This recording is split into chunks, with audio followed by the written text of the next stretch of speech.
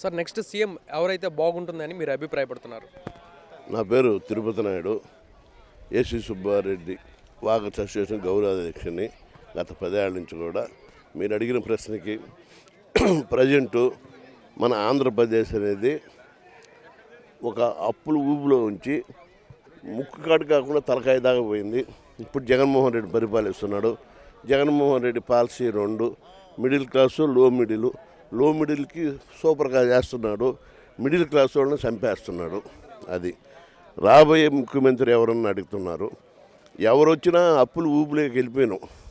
ఎవడొచ్చినా బాగుపడే సమస్య మనకి ఇప్పుడు అల్లా రాదు. ఒక 20 ఏళ్ళు ఒకే సీఎం అయితే అప్పుడేమైనా స్టేట్ ముందుకు పోవాల్సిందే. కానీ ప్రజెంట్ స్టేజ్లో తెచ్చిన అప్పులకు వడ్డీలు కట్టాల్సి వస్తుంది. ప్రతి మంగళవారం 2,000 కోట్లు తెస్తారు ఆర్బీఐలో. అటు ప్రతి నెల 8,000 కోట్లు తెస్తారు, మళ్ళీ తెస్తున్నారు. అవి వడ్డీలు కడుతున్నారు. మనకు తెచ్చి సంక్షేమం పెట్టాలి. సంక్షేమంగా అప్పులు తెస్తున్నాడు. ఇప్పుడు అంత 7 లక్షల కోట్లు 8 లక్షల కోట్లు అయినాయి. దానికి వడ్డీలు కట్టాలంటే మన స్టేట్లో అంత ఆదాయం కూడా లేదు. మనకు ఐటీ అనేది జీరో అయిపోయింది. ఎప్పుడైనా డబ్బులు రావాలంటే డబ్బు సంపాదిస్తుంది. మనుషులు దాని మీద ఇది చేసినప్పుడే డబ్బులు మనుషులు అట్టకాకుండా అచ్చం డబ్బులు సంపాదించదు. ఆ రోజు ఆయన ఇప్పుడు చంద్రబాబు నాయుడు ఐటీకి అమరావతి పెట్టాడు. దీనిని కంటిన్యూ చేస్తుంటే 8,000-7,000 ఎకరాలు మిగిలి ఉండేది. అది అమ్ముకుంటే ఒక 70-80 వేల కోట్లు వచ్చి ఉండేది. అమరావతి కంపెనీ ఉండేది. పోలవరాన్ని ఇప్పుడు అది జగన్మోహన్ పెట్టుకోవాలా లేదా సెంట్రల్ గవర్నమెంట్ పెట్టుకోవాలా? ఎందుకంటే డయాబెట్ వాళ్ళు ఆ రోజు జర్మనీ కంపెనీ దాపర్ కంపెనీ వచ్చి 750 కోట్లకి ఇచ్చారు.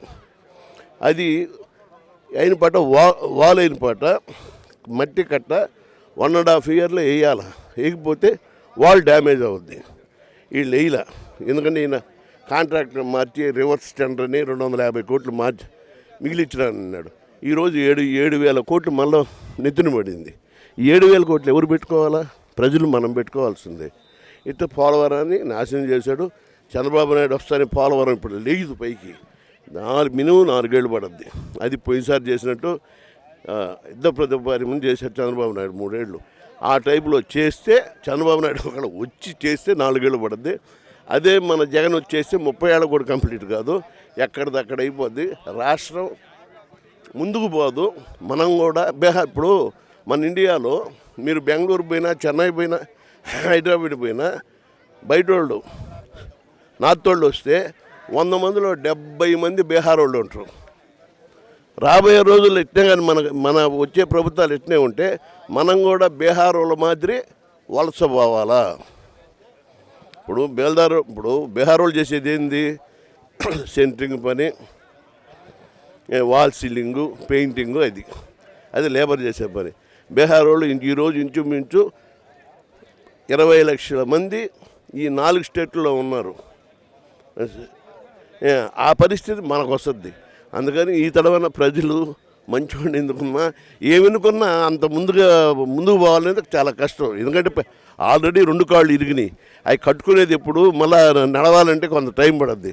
అట్లా వచ్చేసి ఒక 10 ఏళ్ళు కానీ ఉంటే ఏదైనా గవర్నమెంట్ ముందుకు పోద్ది. మొత్తం మీద రాబోయే గవర్నమెంట్ టీడీపీ అయితే బెటర్ అని మీరు అంటున్నారు? కొంత బెటరు. ఎందుకంటే దీనికన్నా అది బెటరు. ఇప్పుడు ఈయనకు కూడా ఇచ్చాము ఛాన్సు, బాగా చేయమన్నాము. పోలవరాన్ని నాశనం చేశాడు, అమరావతిని నాశనం చేశాడు. మన స్టేట్కి చెప్పుకునేది ఏంటంటే 2 మనకి ఇంకేమి లేవు. ఒక పోలవరం, ఒక అమరావతి. ఈ 2 నాశనం చేశాడు. జగన్మోహన్ రెడ్డి 2 కానీ చేస్తుంటే జగన్మోహన్ రెడ్డి ఇంక 10 ఏళ్ళు ఎవరు కదిలిచ్చి ఉండేవాడు కాదు. 10 ఏళ్ళు ఎవరి వల్ల కాదు. ఇప్పుడు 10 మంది చంద్రబాబులైనా ఆయన ఏం చేయలేరు. ఎందుకంటే నాశనం చేశాడు ఇతను. అంటే ఫ్యూచర్ మనకు కాదు, ఇప్పుడు నాకేం కాదు, నా కొడుకులకేం కాదు, నా మనవడకు తగలద్ది ఈ దెబ్బ. ఇంకా 20 సంవత్సరాల తర్వాత ఈ ఎఫెక్ట్ అనేది 20 సంవత్సరాల తర్వాత పడద్ది. ఎందుకంటే అప్పుడు అన్ని స్టేట్లో ఊరు స్టేట్లో ఉద్యోగం అని అనుకో. ఇప్పుడు మన సాఫ్ట్వేర్ వాళ్ళు అంత ఆడిపోవాలా? ఇప్పుడు ఇండియాలో ఎక్కువ సాఫ్ట్వేర్ వాళ్ళు మన ఆంధ్రప్రదేశ్ వాళ్ళు కూడా ఉన్నారు. ఇప్పుడు 1 కోటి మంది ఉంటే మన వాటా 10 లక్షలు అంటే 20 లక్షలుగా మన వాళ్ళు చేస్తున్నారు 7 స్టేట్లు. అది లేకుండా పోద్ది. అందుకని ఇప్పుడైనా ప్రజలు కొంత తెలివితేటలతో పెట్టుకొని ఆ బాబును పెట్టి ఒక 10 ఏళ్ళు కానీ ఊరేగిస్తే ముందుకు పోద్ది. జగనన్న వస్తే జగనన్నగానే ఉంటుంది. అది సార్ నెక్స్ట్ సీఎం ఎవరు అవుతారని అభిప్రాయపడుతున్నారు? స్వాతంత్రం వచ్చి 70 సంవత్సరాలు పూర్తవుతుంది. ఈరోజు రాష్ట్రంలో పరిస్థితి చూస్తే ఎప్పుడు లేనంతగా ఈ పాలకులు, ఇప్పుడున్న పాలకులు అటు రహదారులు నిర్మించే దాంట్లో లోపం, అదేవిధంగా ప్రాజెక్టులు పూర్తి చేసే దాంట్లో లోపం, పేద మధ్యతరగతి ప్రజలకు పన్నుల భారం వేయడంలో సిద్ధహస్తులుగా ఈ పాలకులు ఉన్నారు. గత పాలకులు ఇప్పుడు పాలకులు చూస్తే చాలా తేడా వ్యత్యాసంగా ఉంది. ఈరోజు పరిస్థితి ప్రజల్లో మార్పు వచ్చింది. ఈ పాలకులకి, ఇప్పుడున్న ప్రభుత్వానికి, పాలకులకి బుద్ధి చెప్పే రోజులు దగ్గరలో ఆసన్నమైనవి. త్వరలో ఇప్పుడున్న ప్రతిపక్ష పార్టీ తెలుగుదేశం పార్టీకి ప్రజలు బ్రహ్మరథం పట్టే పరిస్థితి ఆసన్నమైంది. ఈ యొక్క ఎందువల్లనంటే ఇప్పుడున్న ముఖ్యమంత్రి అవగాహన రాహిత్యం, పాలన ఏ విధంగా చేయాలనేది ఆలోచన లేకుండా తొగ్లక్ పరిపాలన చేస్తా ఈరోజు ఈ రాష్ట్రాన్ని భ్రష్టు పట్టిస్తున్నాడు. అందుకని అనుభవజ్ఞుడైన, ఏదైతే గతంలో ముఖ్యమంత్రిగా పనిచేసి అనేక ప్రాజెక్టులు, పరిశ్రమలు తీసుకొని వచ్చిన చంద్రబాబు నాయుడు గారికి ముఖ్యమంత్రిగా చేసేదానికి ప్రజలు సిద్ధంగా ఉండాలని ఈ సందర్భంగా నేను తెలియజేస్తున్నాను. అయితే ప్రస్తుతం జగన్ పరిపాలన ఏదైతే ఉందో తొగ్లక్ పరిపాలన అన్నారు కాబట్టి ఆయన ఇచ్చే సంక్షేమ పథకాలపై మీ అభిప్రాయం?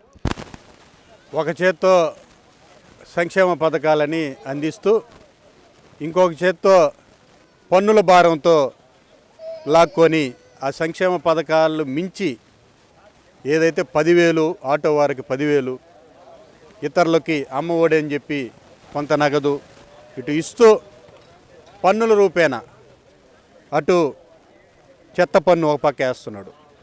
అదేవిధంగా ఇంటి పన్నులు వేలాది రూపాయలు పెంచడం జరుగుతూ ఉంది. అదేవిధంగా ఇంకొక రూపంగా రవాణా ఛార్జీలు పెంచడం, ఈ రూపంగా ఇటు ఒక చేత్తో ఇస్తూ ఒక చేత్తో ప్రభుత్వానికి లాక్కునే పరిస్థితి ఏర్పాటు చేస్తున్నాడు. కాబట్టే ఈ యొక్క పరిపాలన తొగ్లక్ పరిపాలనని ఈ సందర్భంగా నేను తెలియజేస్తున్నాను. సార్, నెక్స్ట్ సీఎం ఎవరవుతారని మీరు అభిప్రాయపడుతున్నారు? ఈరోజు ఆంధ్రప్రదేశ్ లోపల ఉన్నటువంటి రాజకీయ వ్యవస్థ భ్రష్టు పట్టిపోయింది. ఇటువంటి సమస్యలో ఎవరు సీఎం అవుతారనే దాని మీద మనమంతా మాట్లాడుకోవాల్సినటువంటి అవసరం ఎంతైనా ఉంది. ఈరోజు దిగజారిపోయినటువంటి ఆంధ్రప్రదేశ్ పరిస్థితి ఏ విధంగా ఉందంటే 11 లక్షల కోట్ల అప్పుతో ఈరోజు కునారిల్లినటువంటి పరిస్థితి ఈరోజు ఆంధ్రప్రదేశ్ రాష్ట్రానికి దాపురిచ్చింది. ఈరోజు అమరావతిని కానీ డెవలప్ చేసి కానీ రాజధానిగా చేసి కానీ ఉండుంటే ప్రభుత్వానికి 8,500 వేల ఎకరాల ప్రభుత్వ భూమి వచ్చి ఉండేది. దానిని అమ్ముకొని ఉన్నా కానీ అనేకమైనటువంటి సదుపాయాలు కలగజేసేటటువంటి పరిస్థితి ఈ ఆంధ్రప్రదేశ్ రాష్ట్రంలో ఉండేటటువంటి పరిస్థితి ఉంది. అయితే ఈ యొక్క సీఎం గారు అప్పులు చేయడం తప్ప రెండో విధానమే కాకుండా అప్పులు చేసి ఆంధ్రప్రదేశ్ని డెవలప్ చేస్తానని మాత్రమే చెప్పడం జరుగుతున్నందువల్ల అప్పులతో ఏం సాధిస్తారనేది కూడా మనమంతా ఆలోచించాల్సినటువంటి అవసరం ఎంతైనా ఉంది. ఈ మధ్యనే మామూలుగా 9 నెలల్లో వచ్చినటువంటి ఆదాయం ఎంత, పెట్టినటువంటి ఖర్చు ఎంత అనేటటువంటిది పేపర్లలో రావడం జరిగింది. 60,000 కోట్లు మామూలుగా ఆదాయం వస్తే 1,62,000 కోట్ల రూపాయలు ఖర్చు పెట్టడం జరిగింది. ఏ విధంగా ఖర్చు పెడతాడు? ఈ రాష్ట్రంలో ఏవైనా ఇండస్ట్రీలు వచ్చాయా? ఇండస్ట్రీలు లేకుండా ఈ రాష్ట్రం ఏ విధంగా డెవలప్ అవుతుంది? రాష్ట్రాన్ని కునారిల్లింపజేసినటువంటి పరిస్థితి ఈ సీఎం వల్ల జరిగింది. రాబోయేటటువంటి రోజుల్లో ఏ పరిస్థితుల్లో ఈ రాష్ట్రం ఉందనేటటువంటి పరిస్థితి కూడా దాపురిచ్చేటటువంటి పరిస్థితి ఉంది. కాబట్టి ప్రతి ఒక్కరూ ఆలోచించాల్సినటువంటి అవసరం ఉంది. అంగన్వాడీలు 42 రోజులుగా సమ్మె చేస్తే వాళ్ళ ముఖం కూడా చూడనటువంటి పరిస్థితి దాపురిచ్చింది. అదేవిధంగా మున్సిపాలిటీ వర్కర్సు సమ్మె చేశారు. సమ్మె చేసినప్పటికి కూడా వాళ్ళకి సరైనటువంటి జీతభత్యాలు ఇవ్వనటువంటి పరిస్థితి ఏర్పడింది. ఇటువంటి పరిస్థితుల్లో ఈ చీఫ్ మినిస్టర్ ఉండి ఏం సాధిస్తాడనేటటువంటిది కూడా ప్రతి ఒక్కరు ఆలోచించాల్సినటువంటి అవసరం ఉంది. ఆయన సోదరే ఈరోజు ఆయనకు వ్యతిరేకంగా మాట్లాడడం జరుగుతూ ఉంది. ఆ విధంగా మాట్లాడినందువల్ల కాంగ్రెస్ పార్టీ నుంచి మొత్తం ఈ వైఎస్ఆర్సీపీకి వెళ్ళడం జరిగింది. ఈరోజు ఎవరైతే కాంగ్రెస్ పార్టీ వాళ్ళు వైఎస్ఆర్సీపీకి పోయినారో వాళ్ళంతా కూడా మళ్ళా కాంగ్రెస్ పార్టీకి వచ్చేటటువంటి పరిస్థితి వస్తున్నది. అనేక మంది ఎంపీలు కానీ ఎమ్మెల్యేలు కానీ ఈరోజు మారుతాం అంటున్నారు, ప్రభుత్వం నుంచి మారి వేరే పార్టీకి వెళ్తాం అంటున్నారు. కాబట్టి రాబోయేటటువంటి రోజుల్లో మామూలుగా ఇక్కడ ఉన్నటువంటి ఆంధ్రప్రదేశ్ రాష్ట్రాన్ని గురించి ఆలోచిస్తే ఈ యొక్క ఆంధ్రప్రదేశ్లో రాష్ట్రంలో ఉన్నటువంటి పరిస్థితి ప్రకారం తెలుగుదేశం పార్టీ అదేవిధంగా జనసేన వామపక్షాలతో పొత్తు పెట్టుకుని కానీ పోటీ చేస్తే ఖచ్చితంగా 160 సీట్లకు పైబాగానే సాధించేటటువంటి పరిస్థితి ఉంటుంది. కాబట్టి బీజేపీ పార్టీతో పొత్తు పెట్టుకోకుండా ఈ యొక్క తెలుగుదేశం కానీ జనసేన కానీ వామపక్ష పార్టీలతో పొత్తు పెట్టుకొని ఈ రాష్ట్రంలో పోటీ చేస్తే ఖచ్చితంగా 160 సీట్లు సాధించేటువంటి పరిస్థితి ఉందనేటువంటిది నా అభిప్రాయం. ఆ విధంగా రాబోయేటటువంటి రోజుల్లో ఈ యొక్క రాష్ట్రానికి సీఎం చంద్రబాబు మాత్రమే అయ్యేటువంటి పరిస్థితి కనపడుతుంది. ఇది నా యొక్క అభిప్రాయం. సార్ నెక్స్ట్ సీఎం ఎవరు అయితే బాగుంటుందని మీరు అభిప్రాయపడుతున్నారు? చంద్రబాబు నాయుడు. ఎందువల్ల? తెలుగులో ఆయన ఈజ్ అడ్మినిస్ట్రేటర్. ఏంది అందులో how to develop and how to get industries to the state అని ఏం తెలుసు. మిగిలిన వాళ్ళు ఎవరికి అంత ఇతను వచ్చినాడు ఉన్నోళ్ళని ఎగ్గొట్టి పంపించేశాడు. ఇప్పుడు జనాల్లో ఇప్పుడు అమర్ రాజా ఉన్నది ఈరోజు batteries one of the best industry in the Asia. ఇది అమర్ రాజా. అది ఇక్కడ ఇప్పుడు ఆడ డ్రై బ్యాటరీ సెల్స్ ఫ్యూచర్ అది హైదరాబాదులో పెట్టించాడు వాడు. కేటీఆర్ దండం పెట్టి వాళ్ళ దేశపోయి బాగా అంతా చేసి దాదాపు 10,000 ఎంప్లాయీస్ ఉన్నారు. సో 10,000 ఎంప్లాయీస్ ఉంటే మళ్ళీ దానికి వాళ్ళకి మీద ఆధారపడి ఎంతమంది ఉంటారా? స్టేట్కి ఎంత ఆదాయం వస్తుందా? అది బాగొట్టుకున్నామా? ఎంప్లాయ్మెంట్ పోయింది, ఇది పోయింది. తర్వాత ఫాక్స్కాన్ అని ఈ సెల్ ఫోన్ అసెంబ్లింగ్ చేసేది శ్రీ సిటీలో ఉన్నది. వాళ్ళు 25,000 మంది ఉన్నారు స్టాఫ్ రన్ చేస్తా. ఈడు వాళ్ళని ధరిమేశారు. కర్ణాటకను హైదరాబాద్ పెట్టారు. 50,000 మంది ఎంప్లాయ్మెంట్ ఇస్తున్నారు అక్కడ ఫాక్స్కాన్. తర్వాత ఇది జాకీ అని మన ఇది చాలా చిన్న ఇండస్ట్రీ 200 కోట్లు. వాడిని పోయి ఈడు గోరంట మాధవ్ ఒకడో ఈడుళ్ళ ఇప్పుడు ధర్మవరం ఎమ్మెల్యే రెడ్డి కేతిరెడ్డి రోజు 4 కోట్లు 5 కోట్లు ఇవ్వమని వాడని ఏడిపిస్తుంటే వాళ్ళు మా స్వామి మాకు ఇండస్ట్రీ వద్దని చెప్పేసి పోయి హైదరాబాద్లో పెట్టుకున్నారు. తర్వాత వాళ్ళని ఈడు మాధవ్ వల్ల హిందూపురంలో కియా మోటార్స్ తెచ్చింది చంద్రబాబు నాయుడు పెట్టిస్తే ఆ సైడు దానికంటే కూడా యాక్చువల్ యూనిట్స్ ఉంటాయి కొన్ని, ఇది స్పేర్ పార్ట్స్ అవి పెద్ద పెద్దవి 10 యూనిట్లు మెడ్రాస్కి వెళ్ళిపోయింది. ఇది ఈ గోరంట మాధవ్ ఇవన్నీ ఇంటర్నేషనల్ కంపెనీస్కి ఇది ఒక విధంగా ఏమంటామంటే అది వీళ్ళంతా వాళ్ళు ఇంకా గుర్తురాళ్ళ అన్నీ ఉన్నాయి. ఇప్పుడు ఈనాడు పేపర్ వాళ్ళు ఎవరన్నా అసలు అన్యాయం చేశారా? మార్గదర్శి వాళ్ళు ఎవరన్నా ఉందా? వాళ్ళ కాడ 5-6 మంది ఎంప్లాయీస్ ఉండరు. వాళ్ళని రోజు కలిపెడితే ఎందుకు ఈడు ఒక్క ఇండస్ట్రీ తెచ్చాడు ఏదన్నా ఉన్నోళ్ళని తరివేయడం తప్పితే. సో ఇవన్నీ ఫ్యాక్టర్స్. ఇప్పుడు ఇక్కడ ఒక ఇండస్ట్రీ పెడితే దాని చుట్టూ ఎంతమంది బతుకుతారు? So is unfit chief minister. Next CM ఎవరైతే బాగుంటుందని మీరు అభిప్రాయపడుతున్నారు? సీఎం ఎవరైతే బాగుంటుంది అనే దానికంటే ప్రజల యొక్క క్షేమాన్ని ఎవరైతే చూస్తారో వారు సీఎంగా ఉండాలనేది ప్రజల యొక్క అభిష్టం. భారతదేశము మనం చెప్పుకుంటున్నాము కానీ కొంతమందే 5% ధనికులు ఉన్నారు, 95% బీదలు ఉన్నారు. బీదల పక్షంగా నిలబడేవారు ఎవరు లేరు ఈ రోజుల్లో. మనం కరోనా టైంలో చూసాం భారతదేశం ఎటువంటి క్లిష్ట పరిస్థితుల్లో ఉన్న కార్పొరేటర్కే కొమ్ము కాశారు కానీ ప్రభుత్వాలు బీదవాడు కూలీలకు ఒక ట్రైన్ వేయలేకపోయారు. బాంబే నుంచి వాళ్ళ యజమానులంతా బయటికి పంపిస్తే కూలీలు వారి ప్రదేశానికి వెళ్ళటానికి ఒక ట్రైన్ ప్రభుత్వం వేయలేకపోయింది. కారణం ఏమిటి? అదే కార్పొరేట్ వ్యవస్థకు ఏదైనా చేయటానికి రూల్స్ వ్యతిరేకించి కూడా చేయటానికి ఈరోజు ముందున్నారు. అటువంటి పరిస్థితుల్లో బీదలకు నాడు నేడని ఎడ్యుకేషన్ ఇచ్చి ప్రభుత్వ స్కూల్స్ని ఈరోజు కార్పొరేట్ రంగంలో మంచి ఉన్నతికి తీసుకొని వచ్చినటువంటి dynamic leader no one is there except Jaganmohan Reddy.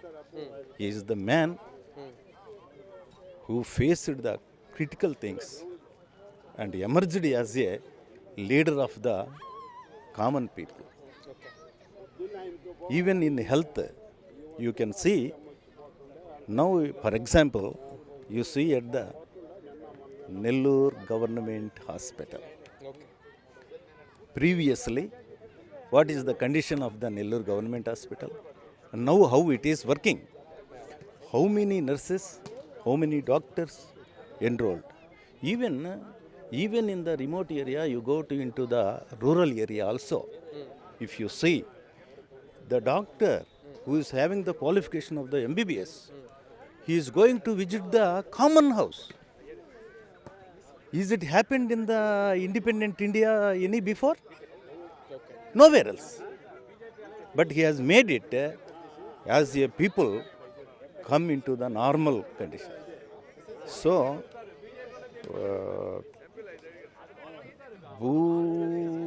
వీరేమంటారంటే ఉన్నత వర్గం వారు, ఎలైట్ పీపుల్ అనే చెప్పేటటువంటి వారు కూడా ఫ్రీగా ఇస్తున్నటువంటి ఈ నవరత్నాల వల్ల వ్యతిరేకం ఉన్నా కూడా కోర్స్ దాన్ని కొంతవరకు కంట్రోల్ చేసి డెవలప్మెంట్ ఆధారం ఒక ఫ్యాక్టరీ పెట్టుంటే ఇట్లా వచ్చుండేది, ఒక ఫ్యాక్టరీ ఇంటిస్తే ఇలా వచ్చుండేది, నిజమే, దాన్ని కాదంటానికి లేదు. కానీ ప్రజలకు డైరెక్ట్గా ఒక ఆటో డ్రైవర్కి 10,000 రూపాయలు ఇవ్వటం అనేది ఇప్పుడైనా ఏ చరిత్రలోనైనా జరిగిందా? ఒక సింగిల్ ఉమెన్కి కొంత అమౌంట్ రావటం అనేది support. Even the old age women's also enjoying by coming in to their house. The pension is coming to their house, the volunteers and coming and distributing the pension. But the media is always in the favor of one side. What is happening, they are not projecting. That is the thing nowadays. Everyone is going to some favor due to casteism. People are going around the casteism only. Oh, if he is Reddy, he is so and so party. If he is Kamma, he is so and so party. He is some other trodden people, he is belongs to some other party. No one is bothered about. No one is bothering about the nation.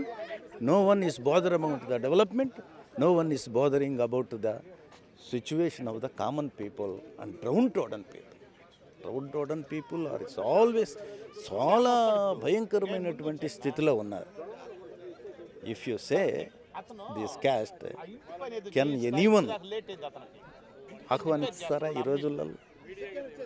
ఇప్పుడు మీరున్నారు, ఇక్కడ ఉన్నారు, మీ సమాజ వర్గము some రెడ్డినో some కమ్మానో some అయితే everyone is invite you and appreciate you. But if you are the down people, can you accept you? సమాజము అటువంటి స్థితిలో ఉంది. యాక్చువల్లీ ఈ రోజులలో ఎడ్యుకేషన్ అనేది, హెల్త్ అనేది చాలా అడ్వాన్స్ స్టేజ్కి వచ్చేసింది. కారణం ఎవరు? ఈ రోజులలో గవర్నమెంట్ స్కూల్లో ఇంగ్లీష్ మీడియము, ఎవరు ఇంగ్లీష్ మీడియం చదువుతారండి? ఎవరైతే అపోజ్ చేస్తున్నారో, ఫర్ ఎగ్జాంపుల్ చంద్రబాబు నాయుడు గారి యొక్క కుమారుడు లోకేష్కి తెలుగు మాట్లాడటం రాదు, ఇప్పుడు నేర్చుకుంటున్నాడు. ఎక్కడ చదివాడు? కార్పొరేట్ స్కూల్లో చదివాడు. అదే చంద్రబాబు నాయుడు ఏమంటాడు? గవర్నమెంట్ స్కూల్లో ఇంగ్లీష్ మీడియం వద్దంటాడు. ఇంగ్లీష్ మీడియము ప్రతి ఒక్క గవర్నమెంట్ స్కూల్లో పెడితే ఎవరు బాగుపడతారు? గవర్నమెంట్ స్కూల్కి ఎవరు వెళ్తారండి? మనం వెళ్తామా? నా పిల్లలు వెళ్తారా? నేను ఎక్కడ చదివించాను? కార్పొరేట్ స్కూల్లో చదివించాను. లక్షలు పోసి నా బిడ్డలను చదివించాను ఇంగ్లీష్ మీడియంలో. అదే ఒక రిక్షా కార్మికుడు ఉంటాడు, లేకపోతే ఏదన్నా కూలికి పోతే కానీ వాడికి జరగని వాడు ఉంటాడు. వాడు కార్పొరేట్ ఎడ్యుకేషన్లో లక్షలు లక్షలు పోసి చదివేయగలడా? మరి ఈ రోజులలో ఇంగ్లీష్ మీడియం లేకపోతే కాంపిటేటివ్ ఎగ్జామ్స్ ఫేస్ చేయటానికి, అదర్ కంట్రీస్కి వెళ్ళటానికి కేవలం నాకు తెలిసినటువంటి ఒక అమ్మాయి ఇంగ్లీష్ వెకాబులరీ లేదని చెప్పేసి కార్పొరేట్ ఈ యొక్క దాంట్లో సెలెక్ట్ కాక నవ్ ఈ సఫరింగ్. అదే ఇంగ్లీష్ నాలెడ్జ్ కానీ ఉండుంటే ఆ అమ్మాయి ఎంసీఏ, కానీ ఇంగ్లీషు స్పోకెన్ ఇంగ్లీష్ సరిగా లేదు. అదే బేసికలీ కానీ ఉంటుంటే ఇప్పుడు ఈరోజు ఆ అమ్మాయి ఒక మంచి దీంట్లో ఉండుండేది, పొజిషన్లో ఉండుండేది. కారణం కాబట్టి ఇటువంటి ఇంగ్లీష్ మీడియంను తీసుకుని వచ్చేసి ప్రజల పక్షంగా నిలబడినటువంటి వారిని ఎంకరేజ్ చేయాల్సినటువంటి బాధ్యత ప్రజలకు ఉంది. అంతేగాని క్యాస్టిజాన్ని చూసో లేకపోతే ఇతర రిలీజియన్ చూసో. Actually it is the root cause, the people whose though are going behind the caste, creed and religion. These are the things who spoiling the country. That is the thing nowadays we have to think and go behind it. Thank you very much. We support the man who is doing good for the society.